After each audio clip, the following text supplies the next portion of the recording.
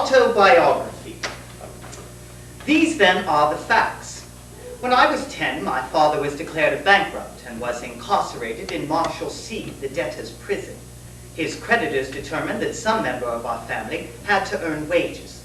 So I was taken away and placed in a damp, lightless factory where they manufactured boot blacking. For 12 hours a day, I pasted labels on blacking jars.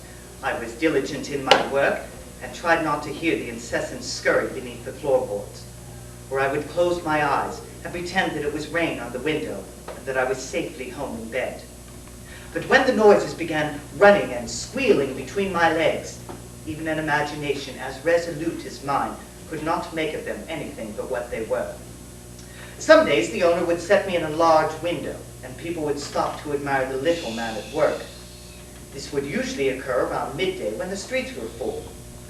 Later, the owner, a cousin of mine, would happily report that my performance was responsible for the immediate and large purchases made by the lunch hour crowds. To a boy whose world was bound by sunlight and a lazy blue river, this descent into meanness and filth seemed like the end of my life. My companions were street urchins who had little sympathy for a boy who knew how to read and liked to. I was totally friendless. I spoke to no one, except at night, when I visited my father in his cell. I wanted him to know the misery of my existence. You are a most disagreeable child. Yes? Listen, I wrote this morning. I am a grown man, or as grown a man as any writer comes to be. But more and more I find that I must answer to the whims of a little boy. This is about you. Listen. Most of the time he comes for me at night. And though I am a man and he is only a boy, he compels me by some power to follow. He guides me down ill-lit, constricted streets until I can smell the river. I know where he is leading me, and I stop as the dark structure rears up. I am trying to reach an accommodation. Look, I found this last night, rummaging about. Well, don't you recognize it? No. Well, it's a Christmas toy. For all of his faults, John Dickens knew how to pick out a Christmas gift. Come see, it's yours too. Despite our poverty, the spirit of Christmas filled our poorhouse like a living giant. I can't seem to come up with anything that pleases you. Can't we be at peace? It doesn't become a man to war with a child. It's a trap. What? A toy. No, it's not. Yes, it is. Of sorts. I simply want to make you a part of me again. Won't you come to me? No. You simply must defy me as well. I know that I've not always used you well and blamed you for faults that were my own, and that I've behaved bitterly toward you. I admit that too, but not anymore. There's a man in a goose downstairs. Yes, we're having a Christmas Eve party tonight. He has another goose. A sure sign that Mark Lemon will be here, which is another reason why we should be more attentive. Goose is not inexpensive, neither clothing, nor coal, nor quills, nor paper. And I can't seem to get any amount of work done with you lying so unproductively on every thought. Do you think he has to work tonight? Who? The goose man. Probably. He must have a nasty boss, making him work on Christmas Eve. Oh, please don't play with that. The fact that I've resorted to putting it all down on paper says something, I think. I wanted to take music lessons. Yes, that would have been nice. Did you know about the girl I was in love with when I was 18? No. She was quite pretty. Yes, she was. Of course, she was frivolous too, but Who am I don't know. I? Guess. The Queen's color guard. No. I give up. The boy with the crutch. Oh, well, you're much too clever for me. From the factory. The boy with the crutch. What boy with a crutch? I don't remember anyone like that. That's because there wasn't any. Of course there wasn't. But what if there were? What if there were a boy with a crutch? Would he be able to work? His family would have to be in a bad situation to even consider it. And his brothers and sisters, they would have to put in long hours at some menial labor to bring home even 5 or 6 pence weekly. And the father, a laborer or a clerk perhaps. an old pinch fist of an employer, opposed on principle to bringing home even a living wage. And what if this employer had a partner?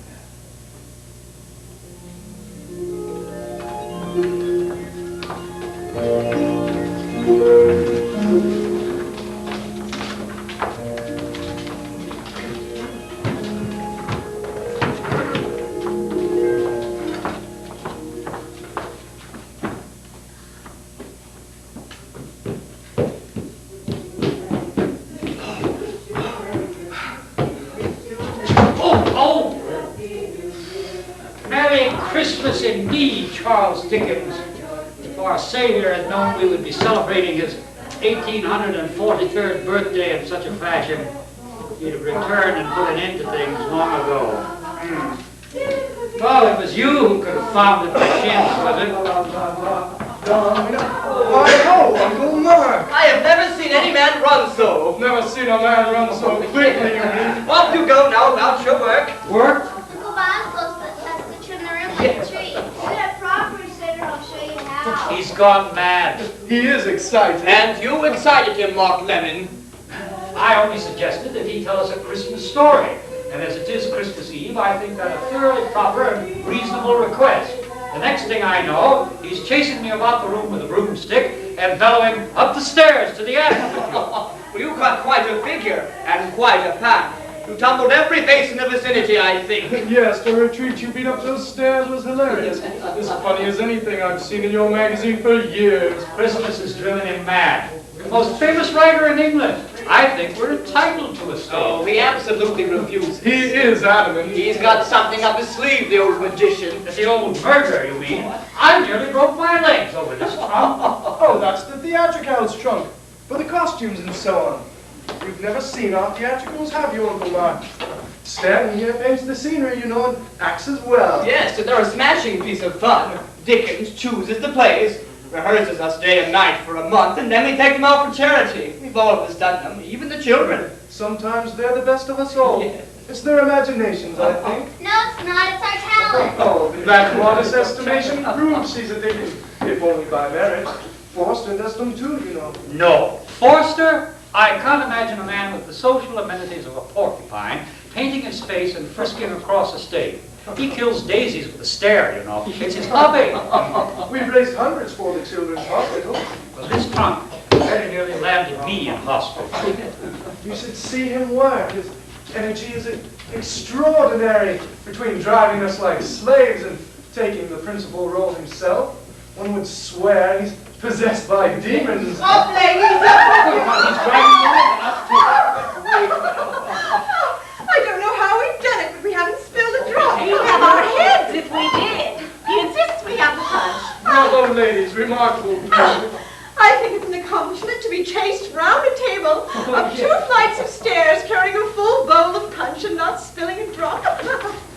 What could he be thinking? Something outrageous, I'm quite confident. My goodness, he takes his slave business seriously, doesn't he? Yes, and I think it's just your size, too. Well, if this is any indication of what he has in mind, I'm sure we'll need to fortify ourselves.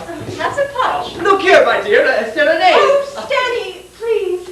Not a serenade. And why not? I'm quite handy with the fiddle and the bow. I know several cats who would disagree. Stanny played the violin for a week beneath my window before I'd agreed to marry him, and then only under the strictest condition that he give up music and swear fidelity to his artist. Nonsense, nonsense, nonsense. I only agreed not to play beneath your window, and I haven't. A narrow-minded critic. Oh my, everything's gone blank.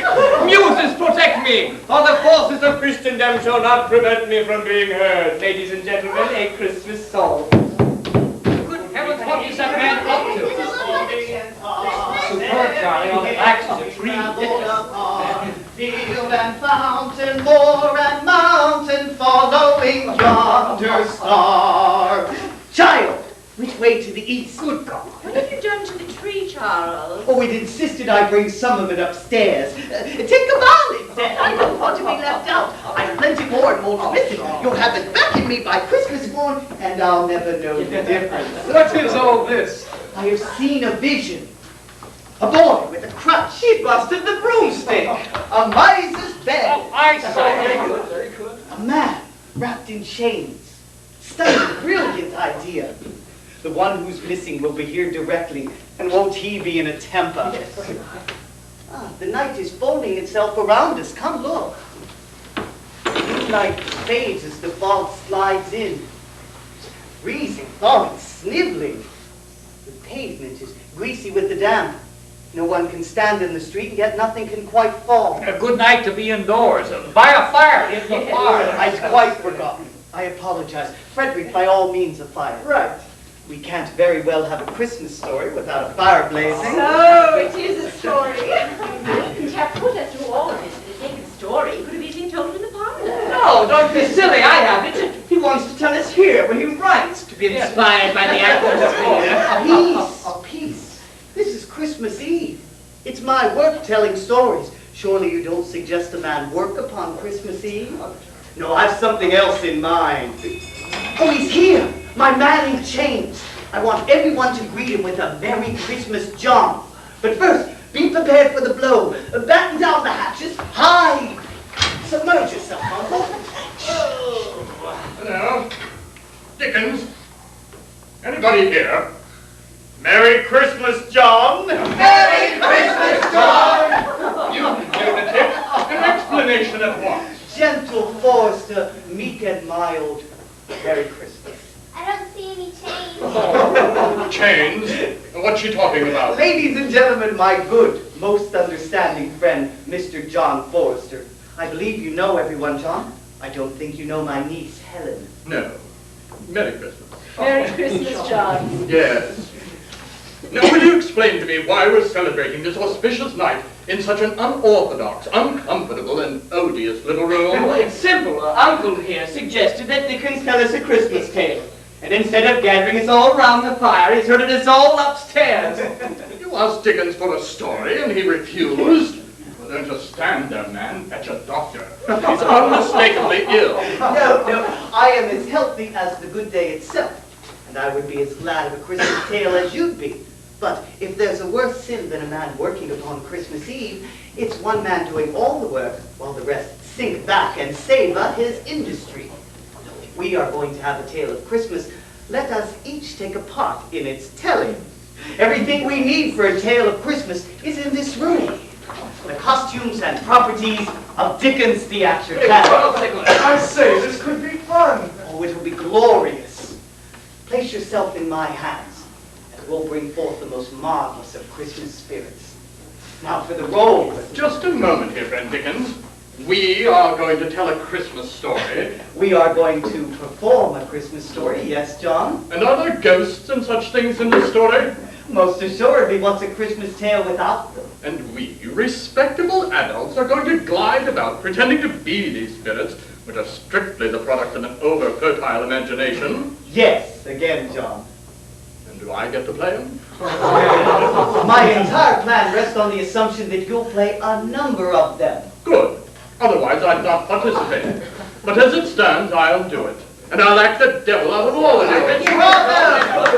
Now for the roles. To Charlie, the very young gentleman, beginning with a carol. To Helen, the very young ladies, also beginning with a carol. Now, you two pick a carol you both know, and make it a good one, too. Stanny, the young and hard-working men, a role to which you are well accustomed. Thank you, sir. Begin with a clerk named Cratchit. Frederick, to you, a mixture of the dandies and the men who are determined to get ahead and accomplish great things in this world, a role to which you are thoroughly unaccustomed. Begin with a nephew's name of all names, Fred. My dear Catherine, the matrons and the mothers, the latter position you feel so well and are acquainted with through experience, though the former will demand some imagination on your part. Begin with a creature named Mrs. Bessie. Mrs. Stanfield, the young and available ladies. Uncle, those roles which are the most well-rounded. And for you, John, all that's left, including a ghost or two. Now, within these bounds, feel free to play whomever and whatever you like. I shan't be annoyed if you stretch your exchange assignments on occasion, so long as you act for the sake of the story. Make use of the items I've given you, carry them through the entire tale, giving a unity to our work. Use whatever you like in this room or in this closet. Use the costumes, use the furniture. Use each other. Confer if you'd like. Bear in mind one thing only. Marley is dead. There can be no doubt whatsoever about that. It must be distinctly understood. Otherwise, nothing wonderful will come of the tale we are about to create. Therefore, let me repeat emphatically, Marley is dead as a doornail. Scrooge knew he was dead. Of course he did. How could it be otherwise? He and Scrooge were partners for I don't know how many years. Scrooge was his sole executor, his sole administrator, his sole assign, his sole residuary legatee, his sole friend, and his sole mourner. And even Scrooge was not so terribly cut up by the sad events. Being an excellent man of business on the very day of the funeral, he solemnized the occasion with an undoubted bargain. He never painted out old Marley's name. There it stood for years afterwards above the warehouse door, Scrooge and Marley's.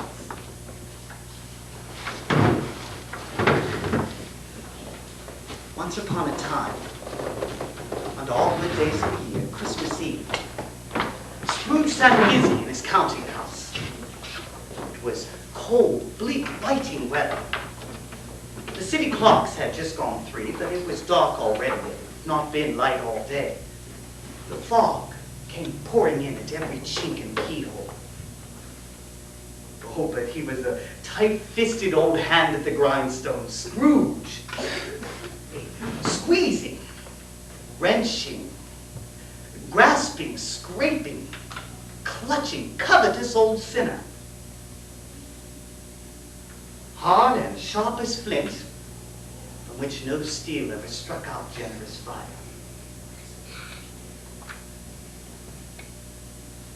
The cold within him froze his old features, nipped his nose, shriveled his cheeks, stiffened his gait, made his eyes red.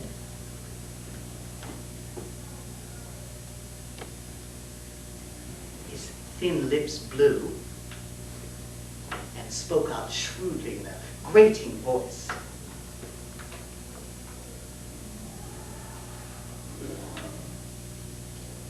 A frosty rime was on his head.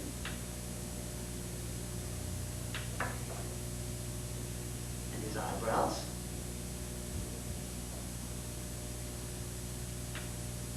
And his whiskers.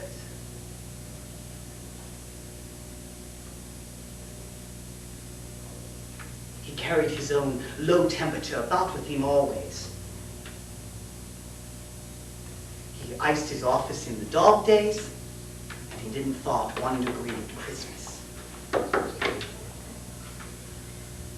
Now, let us begin.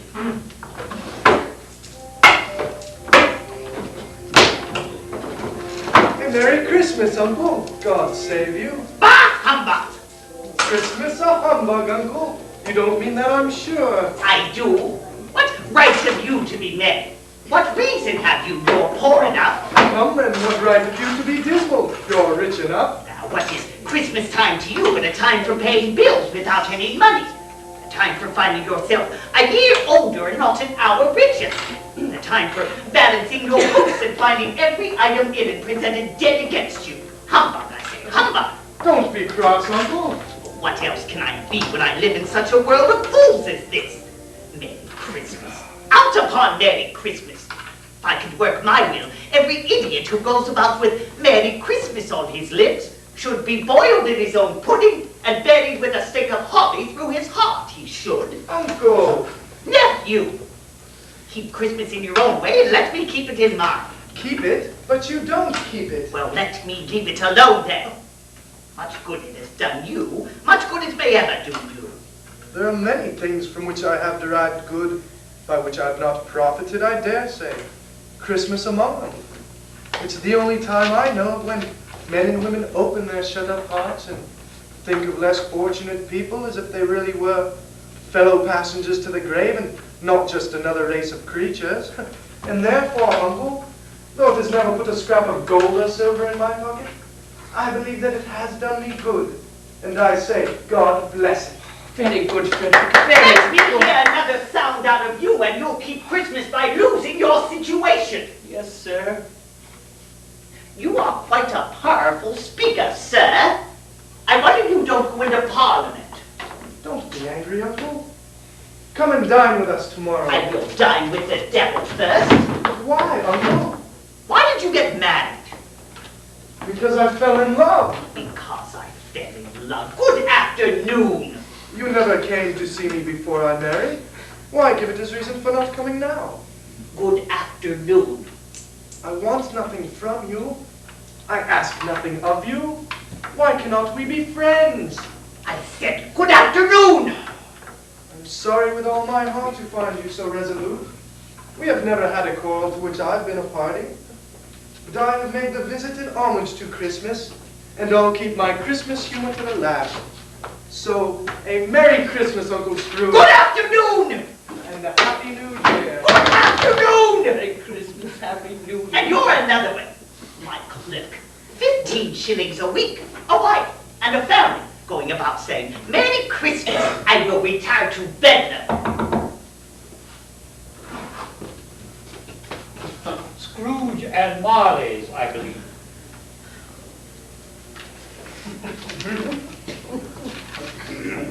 Have I the pleasure of addressing Mr. Scrooge or Mr. Marley? Mr. Marley has been dead these 7 years. He died 7 years ago this very evening. We have no doubt his liberality is well represented by his surviving partner.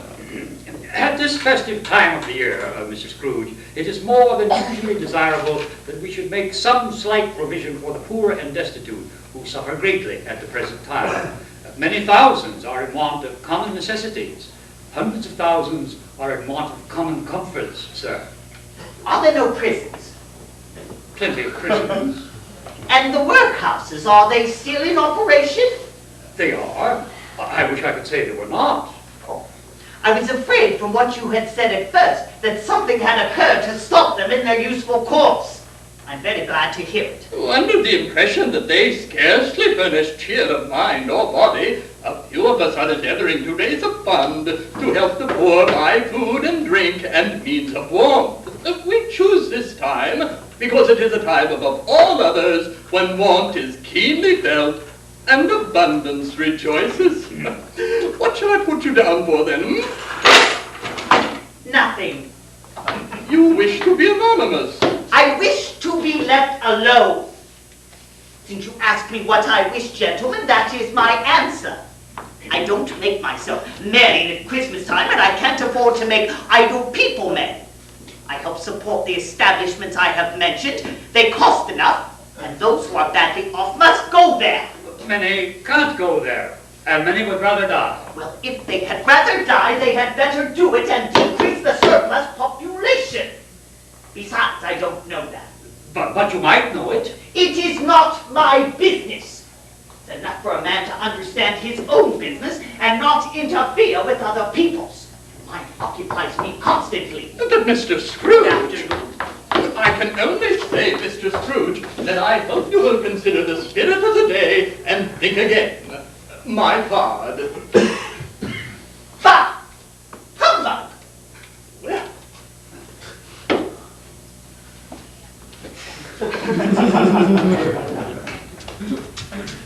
10,000 bells of holly full. Quiet!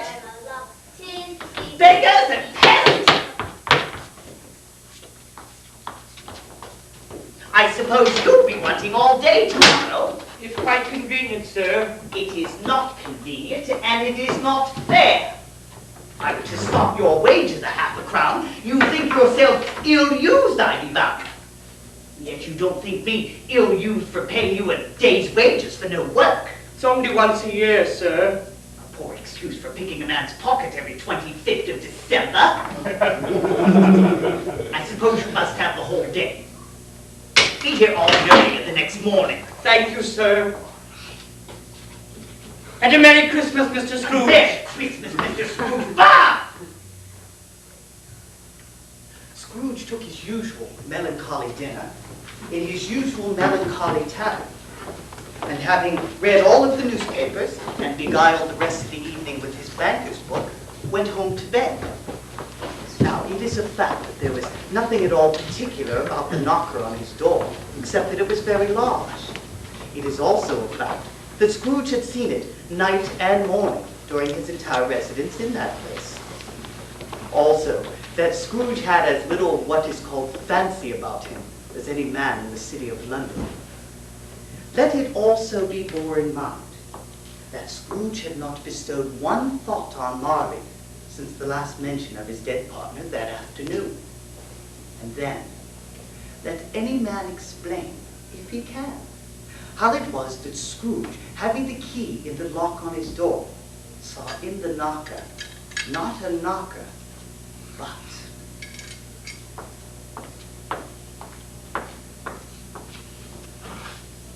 Marley's face!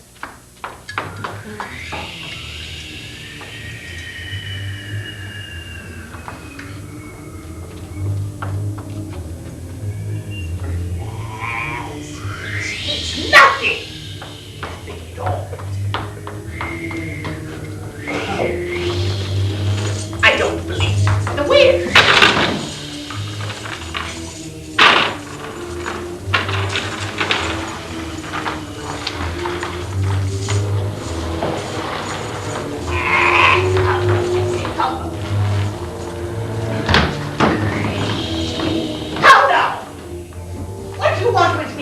Much. Who are you? Ask me who I was. Who were you then? In life I was your partner, Jacob Marley. Can you sit down? I can. Do it then. You don't believe in me. I don't. What evidence of my reality would you have beyond that of your own senses? I don't know. Why do you doubt your senses? Because a small thing affects them. A slight disorder of the stomach makes them cheat. Why, you might be an undigested bit of beef, a blot of mustard, a crumb of cheese, a fragment of underdone potato. Why, there's more of gravy than of grave about you, whoever you are. Do you see this toothpick? I do. You are not looking at it. I see it notwithstanding.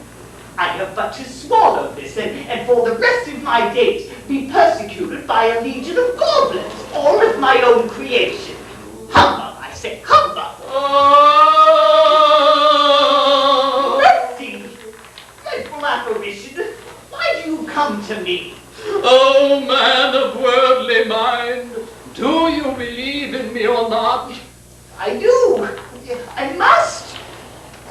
Why do you walk the earth, and why do you trouble me? It is required of every man that the spirit within him should walk abroad among his fellow men and travel far and wide. If that spirit goes not forth in life, it is condemned to do so after death. You are wrapped in chains. Tell me why. I wear the chain I forged in life. I made it link by link and yard by yard. I girded it on of my own free will, and of my own free will I wore it. Is its pattern strange to you? It is. Or would you know the weight and length of the strong coil you bear yourself? It was full as heavy and as long as this 7 Christmas Eves ago. You have labored on it since. It is a ponderous chain.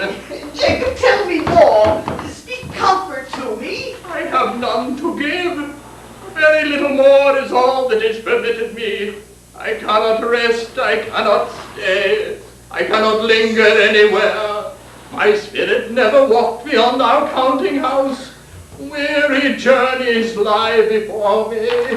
You must have been very slow about it, Jacob. Slow? 7 years dead and traveling all this time? The whole way on the wings of the wind. No rest, no peace, incessant torture of remorse. But you're always a good man of business, Jacob. Business? Mankind was my business. The common welfare was my business. Charity, mercy, forbearance were all my business. Don't be hard on me, Jacob. My time grows short. How it is that I appear before you in a shape that you can see I may not tell. I am here tonight to warn you that you have yet a chance of escaping my fate, a chance of my procuring Ebenezer. You were always a good friend to me, Jacob, thank you. You will be haunted by 3 spirits. Is that the chance you mentioned? It is. I think I'd rather not. Without their visits, you cannot help to shun the path I tread. Look you, down upon the people of this planet. They go about their business, seldom lifting their eyes to the inhuman misery that surrounds them. Yet what is this misery compared to what they will feel when gone from this world? They seek to interfere for good in human affairs and discover that they have lost the power forever. To know that no amount of eternal regret can make amends for life's opportunities misused. Yet such was I. Expect the first spirit tomorrow when the bell tolls 1. Oh, couldn't I take them all at once and have it done with, Jacob? Expect the second on the next night at the same hour. The third upon the next night when the last stroke of bell has ceased to vibrate. Look to see me no more, and for your own sake, look that you remember what has passed between us.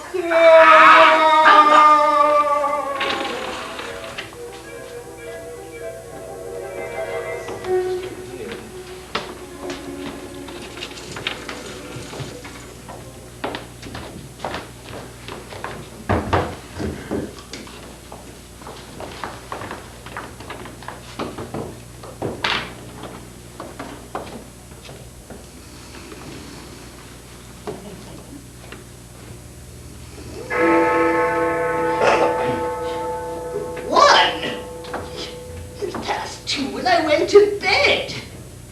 An icicle must have gotten into the works.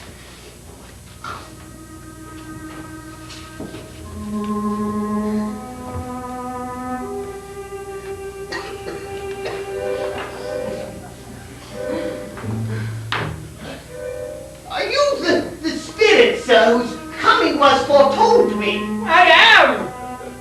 Who and what are you? Oh, I am the ghost of Christmas past! Long past? No, your past! What business brings you here? Your welfare! I am not obliged, but I cannot help think that a night of unbroken rest would be more conducive to that end. Your reclamation, then! Oh, what reclamation is there to pass? I don't want to see it. Why not? Because it is unpleasant to me. No good can come of it. Oh, take heed, my friend. Remember what you have seen already. Come, rise and walk with me. But I am a mortal and likely to fall. Oh, bear but a touch of my hand and you shall be uplifted in more than this.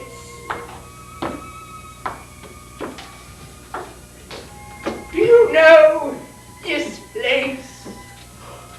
Know it? I was at school in this place. I was that boy there. These are but shadows of the things that have been. They have no consciousness of us. The schoolroom is not quite deserted. A solitary child, neglected by his friends, remains there still. Poor boy. Ebenezer! Oh, my sister Fan! Dear brother, I've come to take you home. Home, Fan? Yes, home for good and all. Father's so much kinder than he used to be. He spoke so gently to me one night that I wasn't afraid to ask him once more if he may come home. He said, yes, you should.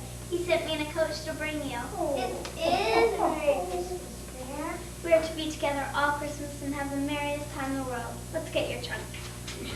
Oh, always a delicate creature whom a breath might have withered away. But she had a large heart. Oh, so she had. She died a woman, and had, as I think, children. One child, your nephew Fred, I believe. I wish. What is the matter? It's nothing. There were some children singing Christmas carols outside of my door last night. I should like to have given them something, that's all. Are you familiar with this place? Good heavens! I was an apprentice at this place! Ebenezer! Dick! Fezziwig!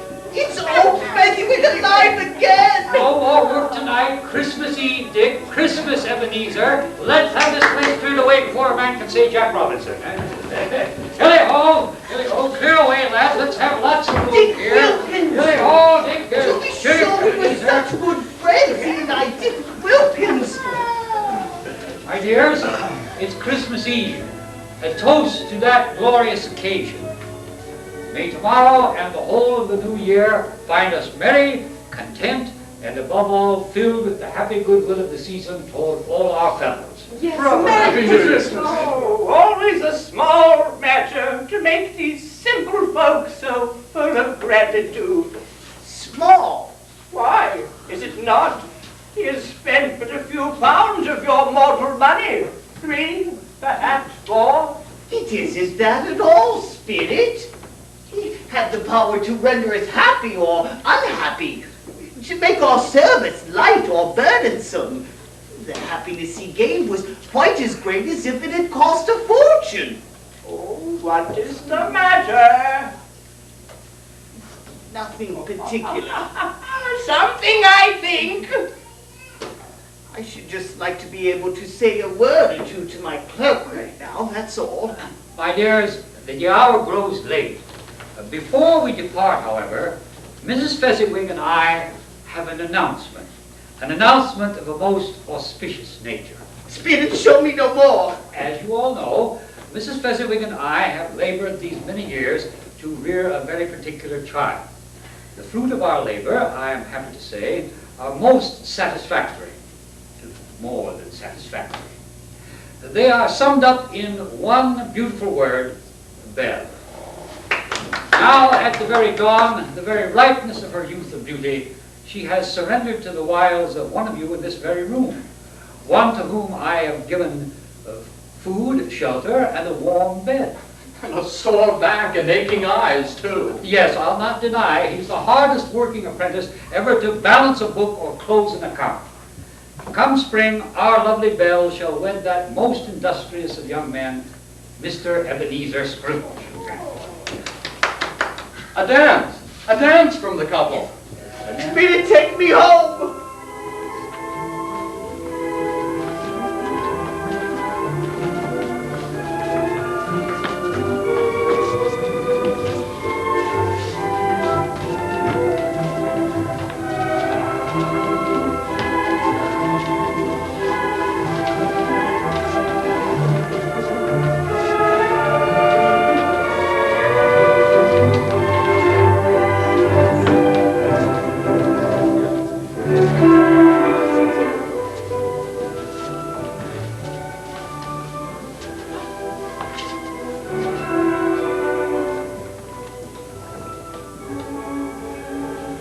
It matters little.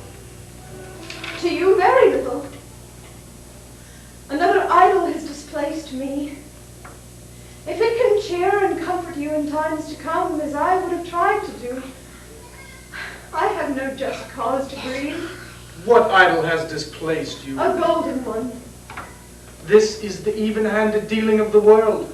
There is nothing on which it is so hard as poverty, and there is nothing it professes to condemn so severely as the pursuit of wealth. You fear the world too much. All your other hopes have merged in the one hope of being beyond the world's reproach. I've seen your nobler aspirations fall off, one by one, until one passion, gain, engrosses you. Have I not? What then? Even if I have grown so much wiser, what then? I am not changed towards you, am I? Au contraire. old one. It was made when we were both poor and content to be so, until in time we could improve our fortunes. You changed. When it was made, you were a different man. I was a boy. Your own feeling tells you you're not what you were. I am. How often I've thought of this doesn't matter. It's enough that I have thought of it and can release you. Have I ever sought release? In words, no, never. In what then? In a changed nature, an altered spirit, in everything that made my love of any worth or value in your sight. If we never had our past, would you seek me out and try to win me now? You think not. I would think otherwise if I could. But if you were free today, could I believe you would choose a girl with so small a dowry? You, who now weigh everything by gain. Or if you did choose her, do I not know your regret will surely follow? I do. And I release you. With a full heart. For love of him you once were. May you be happy in the life you have chosen. Go to her, you fool! You fool! Well, Spirit, show me no more. Why do you delight to torture me? I told you, these were but shadows of the things that have been, that they are what they are. Do not blame me. Leave me. Take me back. Haunt me no more. As you wish.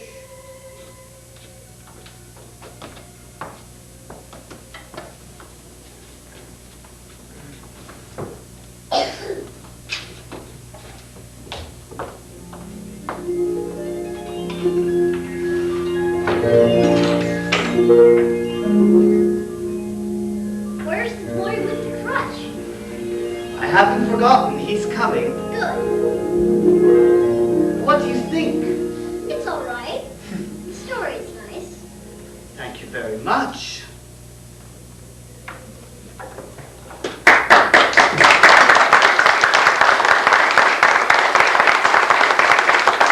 Enter Ebenezer Scrooge. No. Enter Ebenezer Scrooge. Missing something. What?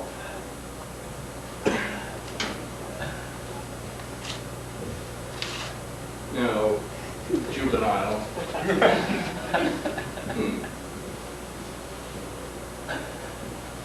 Heavens, no. Oh, well, don't just stand there like a stick man. Inspire me. I spotted you sneaking away.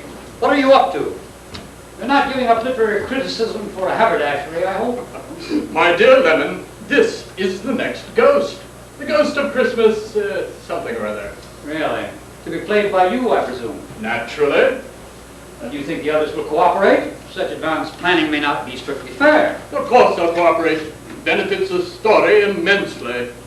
But it's missing something. It does look something less than ghostly. What are they up to downstairs? He has them on another scavenger hunt. Anything proper in the trunk? Some chalk in case Stanfield is seized with the urge to draw scenery. See what this looks like. Where did you find that? In the linen closet. Pardon me, Forster, but the thought of you who strikes unholy terror into the hearts of fledgling writers, plundering a linen closet in order to run about as a ghost. It is droll. I think I'll put it in the next edition of Punch. Don't you dare. Here, hold this. Now, bring it down, slowly. Well, what do you think? I think it looks like a scarecrow. You're right. Need something to top it off, to round it out. Here, Try this. That should sit more lightly on your troubled brow. It'll give him a start, too. Oh, which cook? Oh, yes, oh. Gentlemen, I see you're prepared to carry on with the tale. Yes, Excellent, excellent. Well, the room is in order, I see. Good. I'm arranging a small processional.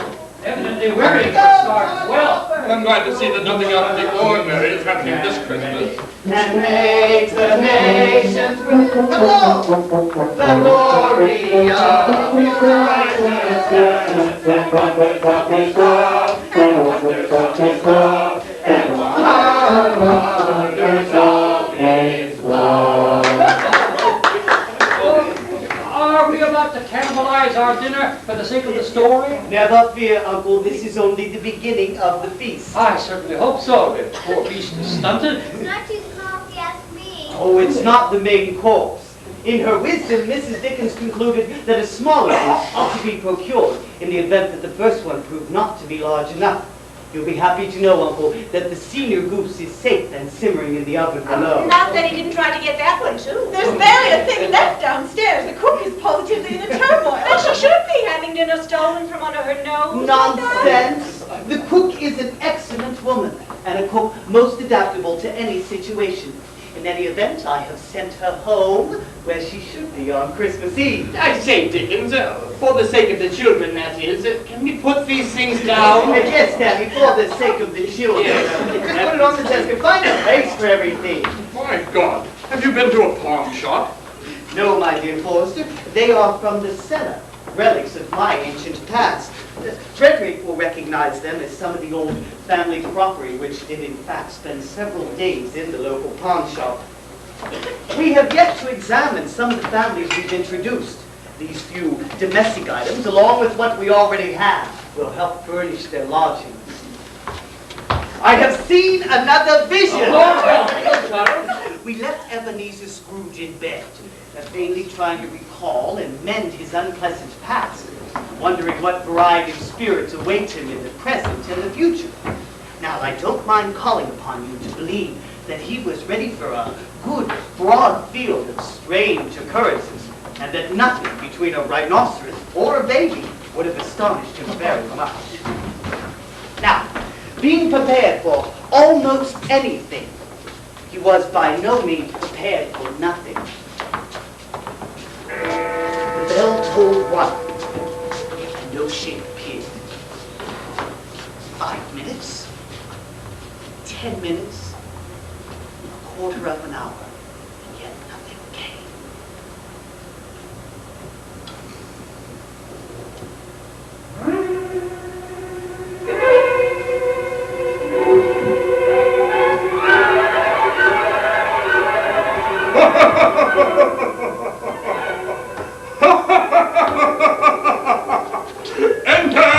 Ebenezer Scrooge, come in and know me better, man. I am the ghost of Christmas present. You have never seen my like before. Never? You have never walked forth with the younger members of my family. My brother is born in these later years. I'm afraid I have not. Have you any brothers, Spirit? More than 1,800. For a tremendous family to provide for. And I have never seen your like before. You're so sour the blood runs bad in your veins. Spirit, conduct me where you will. I went forth last night on compulsion and learned a lesson that is working still. Tonight, if you have aught to teach me, let me profit by it. Prophet, touch my robe.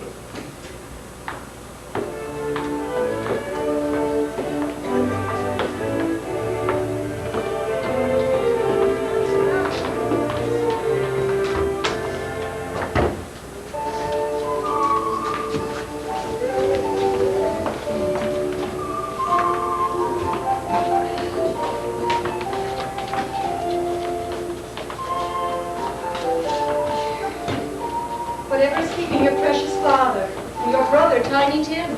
And Martha wasn't this late last Christmas by half an hour. Here's Martha, Mother. Here's Martha. There's such a good Martha. They're keeping you longer and longer at the milliner's, dear? Well, we had a tremendous deal of work to finish up last night and had to clear away this morning. We've been working on Christmas Eve. Well, never mind. As long as you're home, go by the fire, dear, and have a pour. Here's Father coming. Hi, Grandpa. On Christmas Day, to save the soul from Satan's power when we... Merry Christmas, my dears! Merry Christmas! Merry Christmas, Peter! Merry Christmas, Father. Why, where's our Martha? Not coming. Not coming. She had so much work to do, they sent someone around to all the families to say that the girls would be staying. Not coming upon Christmas Day? I suppose if she feels she must, we must abide by her good judgment. But it hardly seems fair to work upon Christmas Day. Oh, here I am, Father. I can't bear to see you disappointed, even for a joke. That we should all be together after all, and will be Merry Christmas. Peter, take Tim down to the wash house. The goose is almost ready. Right, ma'am. All right, Timothy. This way. And Belinda, see to the pudding. It mustn't be overdone. What if it were? And how did Tim behave in church? Oh, as good as gold, and even better. You know, somehow he gets thoughtful, sitting by himself so much. He thinks the strangest things you ever imagined. You know, he told me as we were coming home, he hoped everyone saw him in church, because he was a cripple. He thought it might be nice for them to remember upon Christmas Day who in ways have made lame beggars walk and blind men see. Then we trotted round to all the store windows where we gazed for the longest time at the toys. Sensing his spirit stooping, we got up straight away to Cornhill Street, where in honor of it being Christmas, we went down the slide 20 times. 25. Oh, right you are, Tim, 25. And all along the way, any number of people would stop to remark that Tim is looking stronger and heartier every day. You haven't made your punch yet, Father. It can't be Christmas Day without your special punch. That's a fact. What could I be thinking to have forgotten that? Here it is, Christmas dinner almost on the table and not a spot of punch in evidence. That is easily remedied. Here we are, perfectly clean and wonderfully starved. Good. The goose is all the calling we let out of the oven. Martha, help your father with the punch. Oh, no need, no need. All is done and in a trice. Remarkable time, Father. Let no man say that old Bob Cratchit can't mix his punch with the swiftest of Here's the goose. Oh, Bravo, a glorious bird. never has there been such a bird. A truly sumptuous-looking fowl, Mrs. Cratchit. So small a goose for so large a family, Spirit. And a pudding. Have you ever seen such a one? I ask you, Martha. Never. The girls at the shop would be positively ashamed to display theirs anywhere in the vicinity. Here, here. They And- can't be seen. Yes, and you, Master Peter, have you ever laid eyes upon the mortal pudding that can equal this one? In all my years as a Christmas pudding observer, I've never seen a finer. Oh, that's a high compliment indeed. Tell me a higher one, then I'll use it.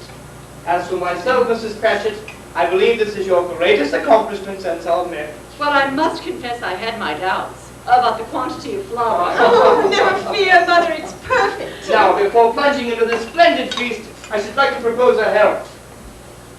A Merry Christmas to us all. God bless us. God bless us. God bless us. Oh. Spirit, tell me if Tiny Tim will live. I see a vacant seat in the poor chimney corner, and a crutch without an owner carefully preserved. If these shadows remain unaltered by the future, the child will die. Kind spirits say he will be spared. If these shadows remain unaltered by the future, none other of my race will find him here. And what of it? If he be like to die, let him do it and decrease the surplus population. Man, if man you be, forego that wicked pant until you know what the surplus is and where it lies. It may be that in the sight of heaven you are less fit to live than millions like this poor man's child. Maybe, Spirit. Maybe. A toast, everyone. I give you Mr. Scrooge, the founder of the feast. The founder of the feast, indeed. I wish I had him here, and I'd give him a piece of my mind to feast upon, and I hope he'd have a good appetite for that. Oh, my dear, the children. Christmas Day. It should be Christmas Day indeed, in which we drink the toast to such a stingy, odious, hard, unfeeling man as Mr. Scrooge. You know he is, Robert. You know that better than anyone. My dear, Christmas Day. I'll drink his health, for your sake and for the day's, not for his. A Merry Christmas and a Happy New Year to him. He'll be very merry and very happy, I have no doubt. To Mr. Scrooge. Mr. Scrooge. I wouldn't give tuppence for Mr. Scrooge. Either would I. Oh, have an open heart, I beg you. After all, it is Christmas. And I think in many ways Mr. Scrooge is much less fortunate than we are. Impossible. Not at all. Compare our condition with that of Mr. Scrooge's. He has no family to gather round him, no warmth, no cheer. He has none but his own voice to listen to and none to answer back. Yes, I believe we are much more fortunate than Mr. Scrooge. A clerk who makes 15 shillings a week, and he counts himself more fortunate than you. Considering those who are less fortunate, let us say grace. Kind Father, bless this humble portion. Bless our home, bless our families, and bless our happiness. May we share them with all who should ask. In your name. Amen. You cannot move within that circle. Why not, Spirit? Did you not hear the clerk take the measure of his employer? You are drifting alone, outside, and cannot get in. You have no circle. There was a time, Spirit, when I had. How many years ago? That kind circle has long since withered, and you have cast it from your heart. I deny it, Spirit, I deny it. If any kindness has withered in me, it has done so of its own accord. I had nothing to do with it. If kindness wishes to wither, it withers. Have you not seen nor heard? You unrepentant little man! You have a long journey to make and but a short time in which to make it. Let us see another house in this teeming city.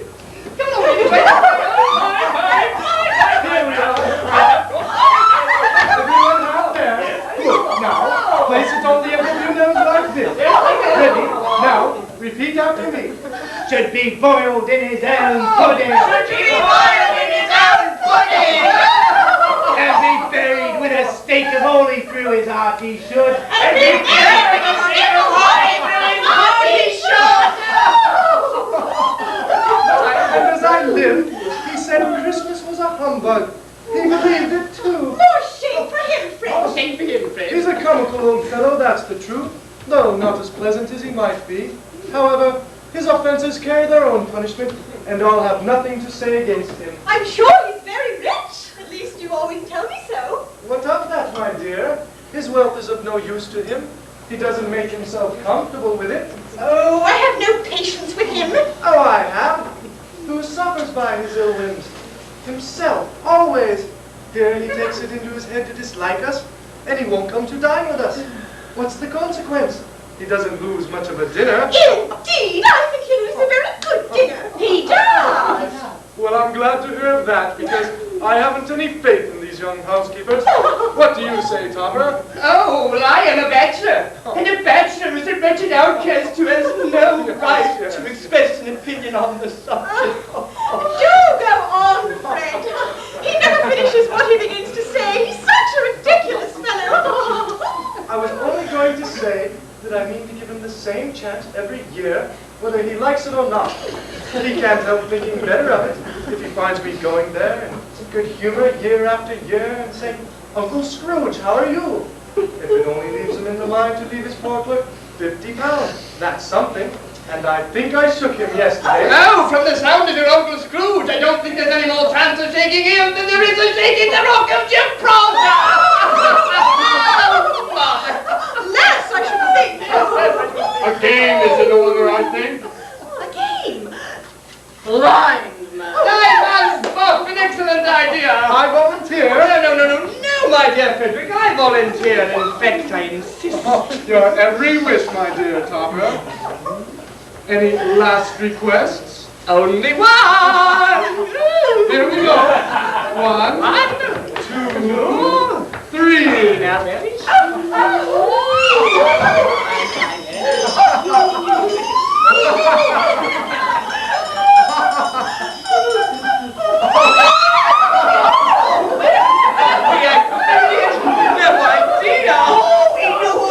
All along, Spirit Cheetah! Another game. Another. Oh, let's sit down. A word game then. My time grows short. But there's another game, Spirit. One more game. As you wish. You may not find this one as amusing. This game is called Yes and No. I think of something, and you have to guess what it is by asking me questions which I can answer either yes or no. All right, I've got it. What is it?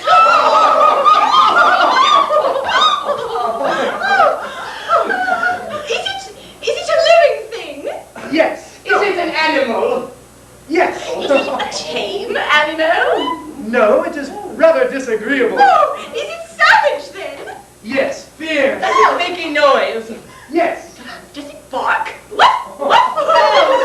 In my opinion, no, though some may differ on that point. Does it meow? Definitely not. That rules out cats. Does it howl? No, not in style. Does it growl or grunt? Yes, I'd say it does both. Oh, that stumped a brilliant boy.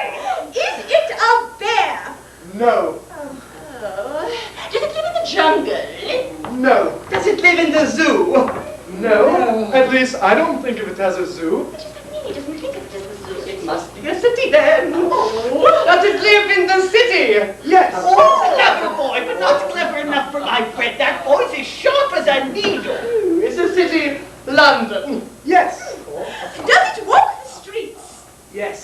Does anyone lead it? Not that I've ever known. Heavens, no. It's not a dog or a horse. Is it a person? Is it sold in the market? No, but it's often found near the exchange. Oh, what sort of animal is found in exchange? Is it a sociable creature? Most unsociable. Does it live among others of its kind? It positively despises its kind. Is it an ass? Oh, how can it be an ass, you silly goose? An ass is lead. No. Oh, it comes and growls, walks the streets, lives in London, is disagreeable and unsociable. Oh, I know what it is. I know what it is. I found it out, Fred. I never knew. It's the tax collector. It's your Uncle Scrooge. If that's the answer, then your reply to the question, is it a bear, should have been yes. He's not a bear. Yes, but your negative answer was sufficient to divert my attention from him. Well, he's given us plenty of merriment, and I think it would be ungrateful not to drink his health. I say, Uncle Scrooge. Uncle Scrooge! You seem to be the source of much merriment. Yes, for others maybe. Your hair is gray, Spirit. Are Spirit's lives so brief? My life upon this globe is very short. It ends tonight. Tonight. At midnight, the time grows near.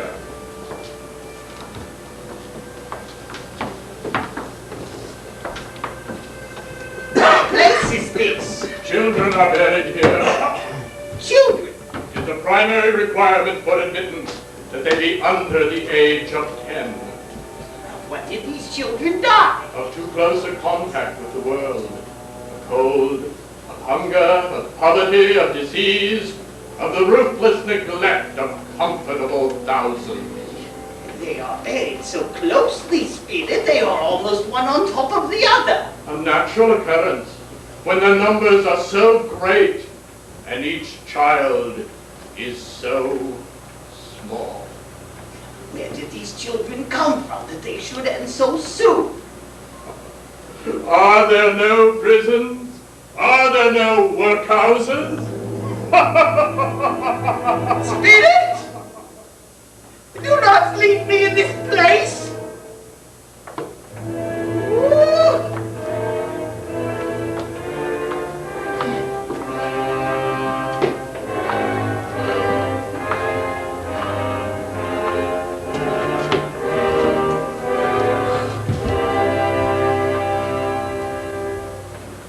I am in the presence of the ghost of Christmas yet to come.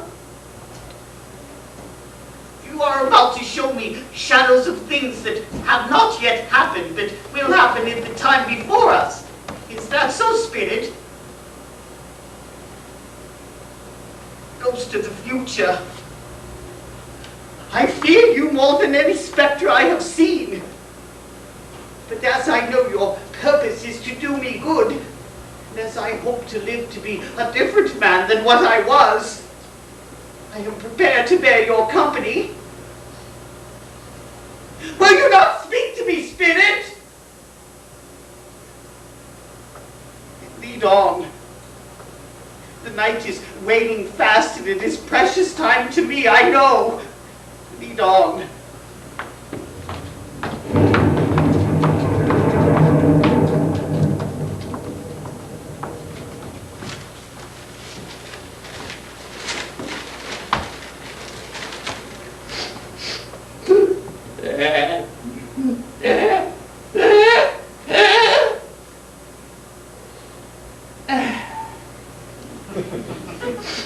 Have you heard the news? Indeed I have. Do you know the details? No, I don't know much about it one way or the other. I only know he's dead. When did he die? Last night, I believe. Why, whatever was the matter with him? I thought he'd never die. By the by, what has he done with his money? I haven't heard. He left it to his company, perhaps. He hasn't left it to me, that's all I know.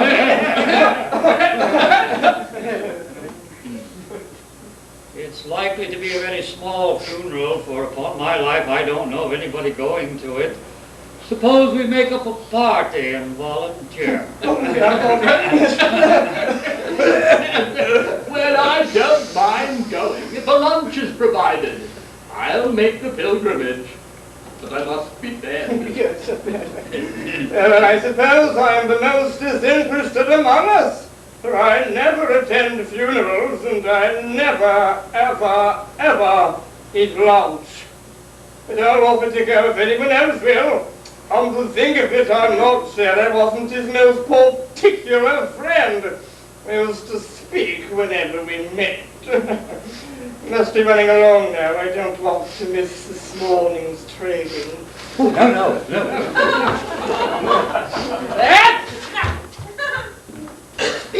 This is the exchange.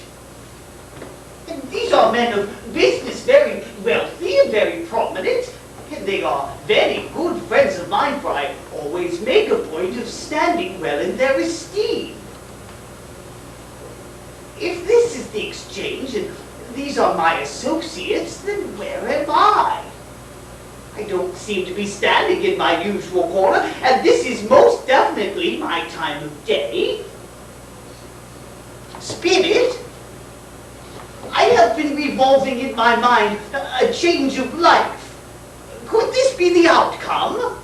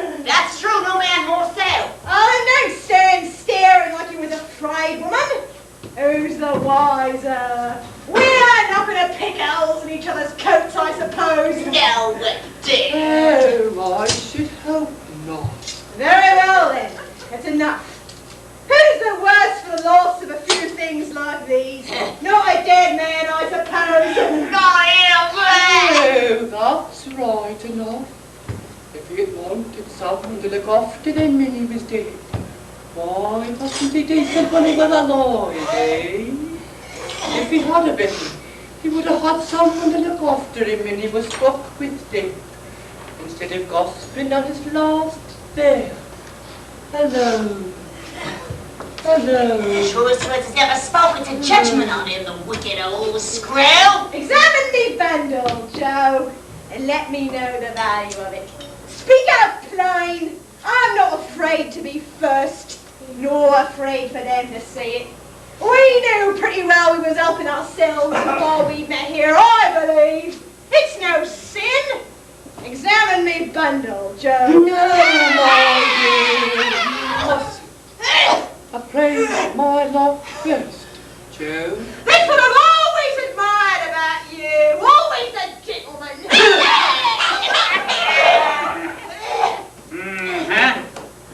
Well, I haven't seen the like of these, no, and these are real originals. Haven't seen the like in at least the last half an hour.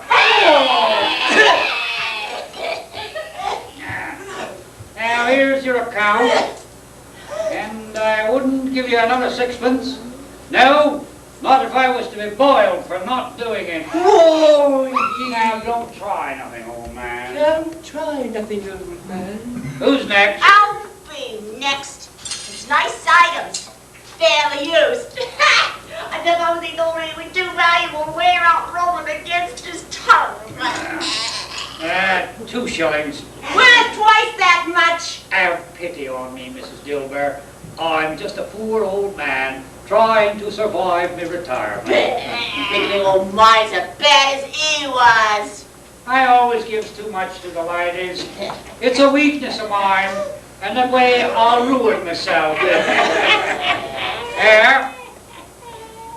If you ask me for another penny, I'll repent of being so liberal and knock off half a crown.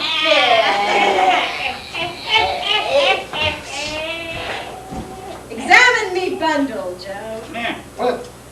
What do you call this? Is covered? He's covered it. You don't mean to say you took it right off him with him lying there? I do. Why not? You were born to make your fortune, and you'll certainly do it. Oh, I hope he didn't die of anything catching. And don't be afraid of that. I ain't so fond of his company I'd loiter about him if he did. You can look through that shirt till your eyes fall out. You won't find a hole in it, nor a threadbare place. Best he had. And a fine one, too. They'd have wasted it if it hadn't been for me. Now, what do you call wasting it? Putting it on him to be buried in. Somebody was fool enough to go do it, but I took it off again. If calico ain't good enough for such a purpose, he's no good enough for nothing. That's what I say. His coat is becoming to the body. He can't look any uglier than he did in that one. You're a rare one. A rare one. Now, what's this? That's the prize of the whole lot, that is. Wrapped in a piece of paper under a pile of old ledgers in the bottom of the trunk. I wonder what he was doing with such a ring. Think he was going to give it to some lady? None in their right minds would have had such a one as he was. He was just like the Undertaker said, unnatural first to last. A valuable piece. It'll fetch a nice price and feed old Joseph for a month. This is the end of it, you see.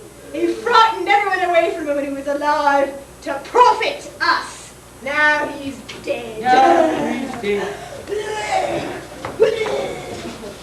Spirit, I see. The case of this unhappy man might be my own. It tends that way now. Is this the man spirit whose belongings those scavengers have plundered? Spirit, this is a fearful place. In leaving it, I shall not leave its lessons behind, trust me.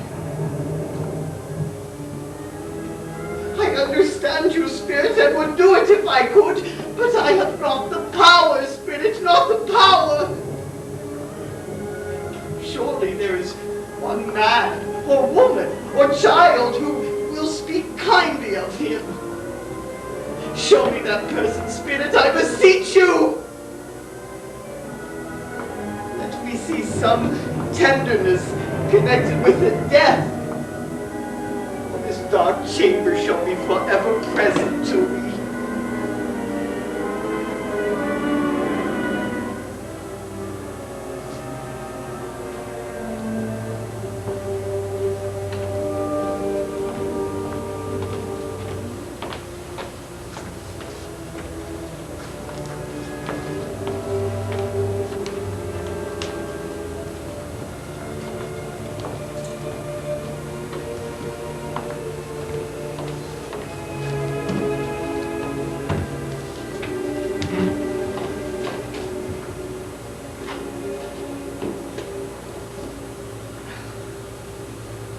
The light hurts my eyes. It makes them weak, working by candlelight. For the world, I wouldn't show weak eyes to your father when he comes home. It must be near his time. It's past it, rather. But I think he's walked a little slower these last few nights. With Tim on his shoulder, he used to walk very fast indeed. I've known him to run nearly. He galloped. But he was so light to carry it, and your father loved him so that it was no bother. There's your father now. Merry Christmas, my dears. Merry Christmas. Goose smells delicious. And the pudding, I can taste it already. Did you help your mother, Belinda? She made the pudding. By myself, I did. No. You have your own bakery shop before you know it. You were gone a long time, Bob. Yes, I took a longer way. You went today, then? Yes. I wish you could have gone. It would have done you good to see what a green place it is. Even this time of year. I promised him we'd walk there. Often. I will go soon, dear, when the weather warms. I should be making my punch. It's already made, Father. I wanted to spare you the trouble. It's no trouble. It's always been one of my greatest pleasures this time of year. And this is the greatest time of year, am I right? Am I right, Peter? Yes. Of course I'm right. You'll never guess who I met today. Mr. Scrooge's nephew. We only see each other once a year, but he spoke as if we were the dearest of friends, and on the most intimate terms. He'd heard about your distress. He said, I'm frightfully sorry for it, Mr.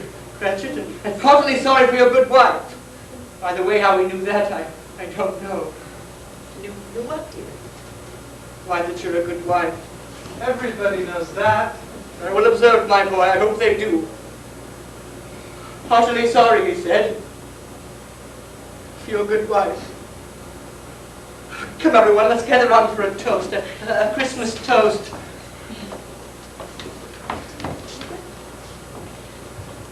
Merry Christmas to us all. And happy.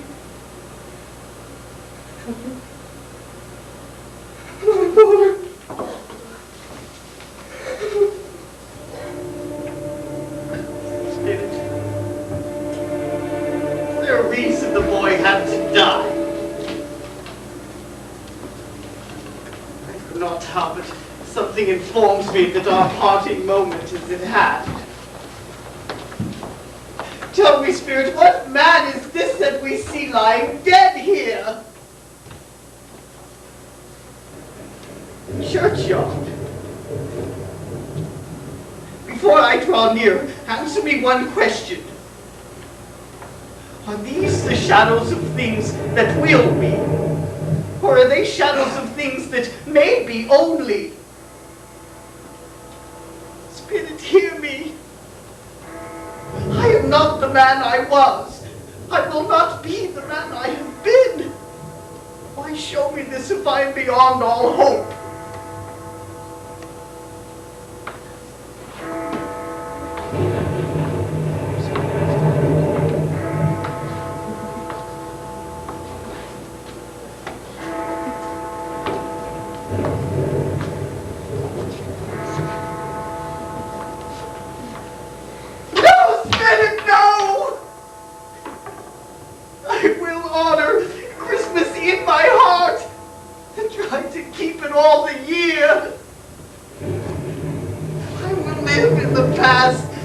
present, and the future.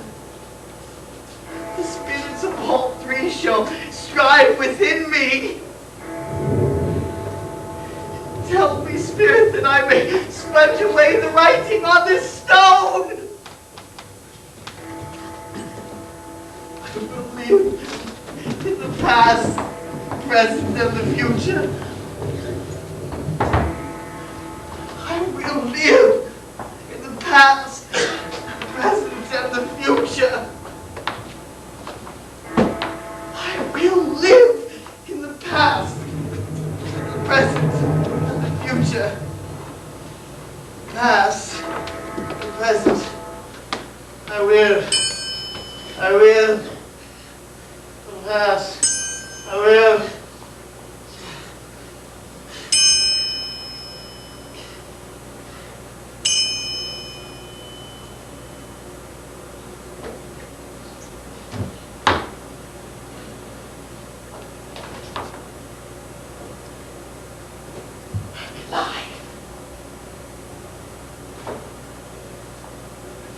I'm alive. This bed is my own. And this room, it is my own. And the time before me is my own. The ghost spared me, I knew it. Oh, I will live in the past, in the present, and the future. The spirits of all three shall strive within me. Oh, heaven at Christmas time be praised for this, Jacob. I say it on my knees, Jacob, on my knees. I don't know what to do. I'm as light as a feather. I'm as merry as a schoolboy. I'm as happy as an angel. I'm as giddy as a drunken man. The bowl with the rule in it. And this is the doorway by which the ghost of Jacob Marley entered. And that's the corner where the ghost of Christmas present stood. It all happened. It's all true. It's all right. I don't know what day of the month it is. I don't know how long I've been among the spirits. I don't know anything. I'm quite a baby. Oh, never mind. I'd rather be a baby. Hello? Hello, my fine fellow. Hi. Hello, my fine fellow. Do you know what day it is? Today? Why, today's Christmas Day. It's Christmas Day. I haven't missed it. The spirits have done it all in one night. They can do anything they like. Oh, of course they can. Hello. Hello, my fine fellow. Hello. Do you know the Porters? In the next street but one, the one on the corner. Oh, I should hope I do. An intelligent boy, a remarkable boy. Do you know if the prize turkey is hanging there? Not the little prize turkey, but the big prize turkey. The one as big as I am. It's a delight to talk with him. Yes, my buck. It's hanging there now. It is. Go buy it. Go buy it yourself. No, I am serious.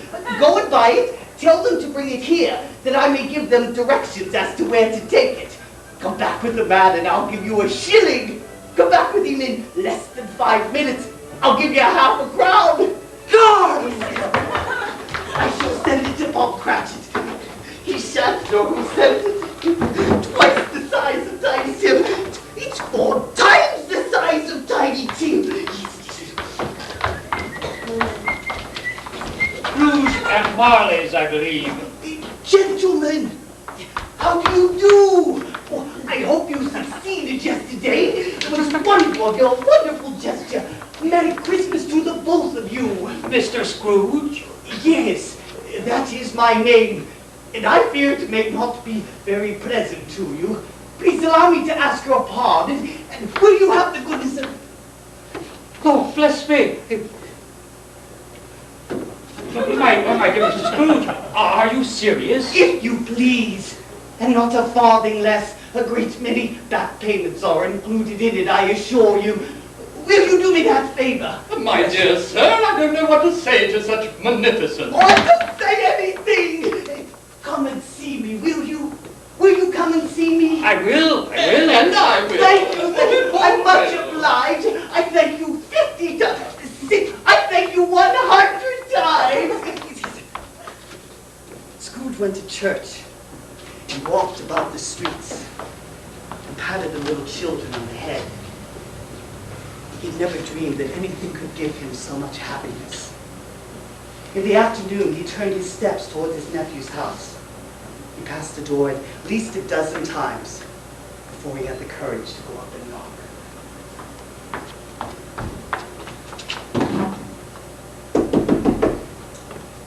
Fred? Uncle Scrooge? Yes. It's Uncle Yes, Scrooge! yes. It's Uncle Scrooge! Let him in. It's a mercy they didn't shake his arm off. He was at home in 5 minutes. His niece looked the same, so did Papa, so did the sister. Wonderful games, wonderful party, wonderful unanimity, wonderful happiness. But he was early at the office the next morning. If he could just get there before Bob Cratchit arrived. That was the one thing he had his heart set upon.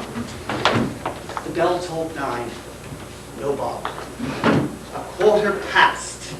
No Bob. He was a full 18 minutes late.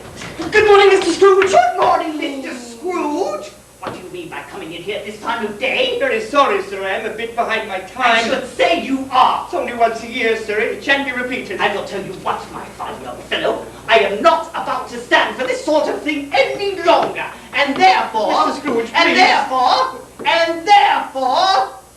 I'm going to raise your salary. A Merry Christmas, Bob. A merrier Christmas than I have given you in many a year. I will raise your salary and endeavor to assist your family, and we will discuss your affairs this very afternoon over a Christmas bowl of your special punch. Make up the fire and buy another coal scuttle before you dot another I, Bob Cratchit. Thank you, sir.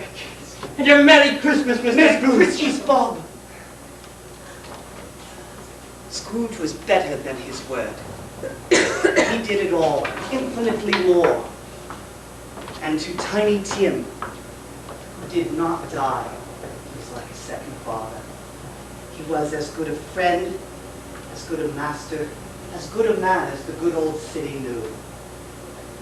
Some people laughed to see the alteration in him, but he let them laugh and he paid them little heed. For he was wise enough to know that nothing for good ever happens on this globe, at which some people do not have their fill of laughter at the outset. His own heart laughed. That was quite enough for him. He had no further intercourse with the spirits, and it was said of him that he knew how to keep Christmas in his heart, if any man alive possessed the knowledge. I might also add that he never again attempted to forget his past or make an orphan of it, for it occurred to him that his Maker, and ours too, gave him a memory with a very specific purpose in mind. A merry season to everybody, and a happy new year to all the world. Very good. Speaking of memory, I recall there being a large goose in the oven downstairs. And are we going to eat it or aren't we? Directly, Uncle. Are you going to write the story down? Well, Charlie, that might not be such a bad idea. We can't very well have these lavish parties for the sake of Uncle's stomach without the means to furnish the goose or the dressing, now can we? I'm going to leave this. What is this? Not a clock, I'll be bound. Merry Christmas.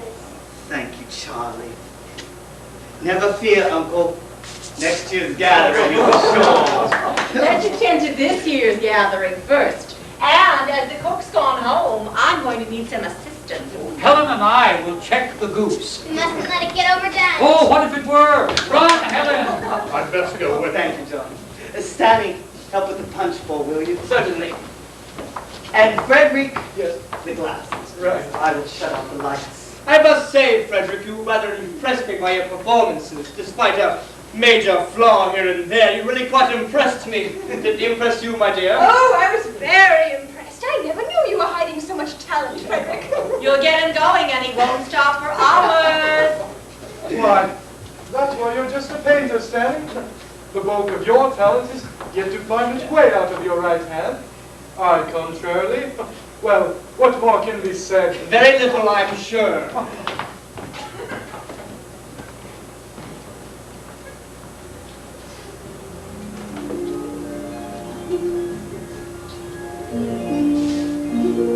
I liked the story. Well, thank you very much. I have an idea for another one. Would you like to hear it? Does it have a boy in it? Yes, but no crutch. There's a boy and his sister, and a sea captain and his mate. Now, the father of the children is a man. Let's call him Dombey. Merry Christmas. Merry Christmas to you, too. And God bless us, everyone.